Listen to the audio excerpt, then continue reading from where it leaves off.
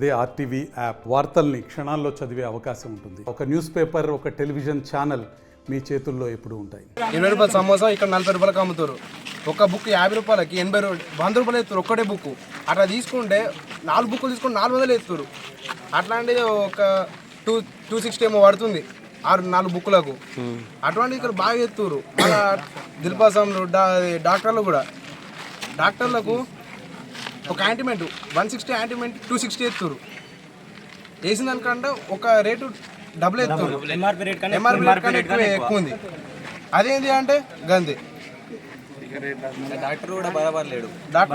ముస్లిం అంటే senior doctor అంటారు. అన్ని ఏ రోగానికి ఉన్నా గవ్వే రాస్తాడు. సేమ్ మళ్ళీ తగ్గుతుంది అంటే తగ్గది. సోమవారం మధ్యాహ్నం 3 గంటలకు తీసుకెళ్ళాము. ఫెస్టివల్ ఉందని, రాఖీ ఫెస్టివల్ ఉందని. అయితే వీళ్ళు తీసుకెళ్లే ముందు స్లిప్ మీద సంతకం పెట్టించుకున్నారు, పంపించారు. మంగళవారం రోజు తీసుకొద్దామనేసరికి మాకు లోకల్లో వర్షం కొట్టింది, రావడానికి వీలు కాలేదు. బుధవారం రోజు నిన్న 9:30కి నేను తీసుకొని వచ్చిన. ఇక్కడికి తీసుకొని వచ్చిన తర్వాత వీళ్ళ అడ్మిన్ మాట్లాడతాడు కదా అంటే,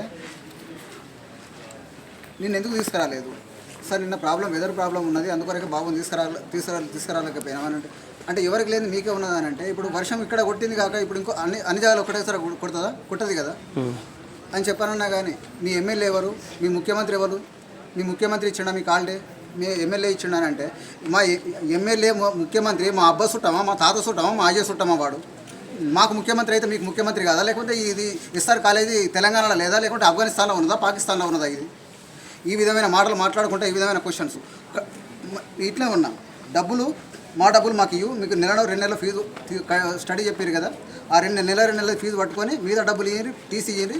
ఈ కాలేజీ కాకపోతే ఇంకో కాలేజీలో చేర్పించుకుంటాం. మీరు పిల్లల జీవితాలతో ఎందుకు ఆటలాడుకుంటారు? మేము టీసీ ఇవ్వం, మేము డబ్బులు ఇవ్వం, ఎక్కడ చెప్పుకుంటారో చెప్పుకోరు మీరు. ఇగో ఇది వాళ్ళ రాజకీయం. ఇవాళ కూడా అదే తంతు. ఇప్పుడు ఏమంటున్నాం, మరి పిల్లల భవిష్యత్తు ఏంది? పిల్లలు లోపలికి పర్మిషన్ ఇస్తారా? లేదంటారు.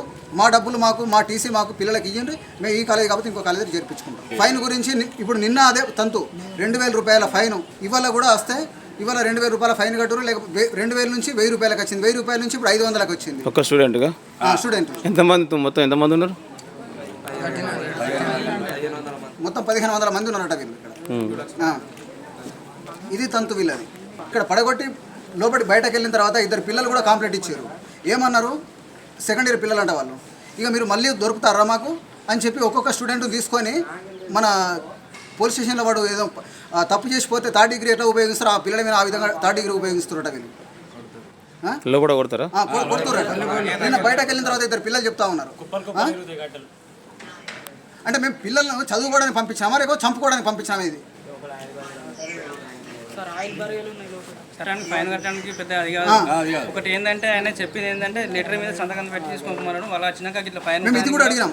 సరే, ఇప్పుడు లెటర్ మీద సంతకం పెట్టమని చెప్పి లెటర్ మీద తీసుకెళ్లే ముందు లెటర్ మీద సంతకం పెట్టించుకున్నారు కదా, ఇప్పుడు పిల్లలు మీరు పర్మిషన్ ఇస్తలేరు కదా లోపలికి. మీరు కూడా మేము పిల్లల్ని తీసుకోమని చెప్పానంటే మీరు కూడా మాకు ఒక లెటర్ ఇవ్వండి, పిల్లల్ని తీసుకెళ్తామని చెప్పానంటే మేము ఎందుకు ఇస్తామన్నట్టు? మరి ఎందుకు ఇవ్వరు? వాళ్ళ ఇష్టపూర్వకంగానే మాట్లాడుతున్నారు, వాళ్ళకి అనుకూలంగానే మాట్లాడతారు. మన అనుకూలంగా చెప్పితే వాళ్ళు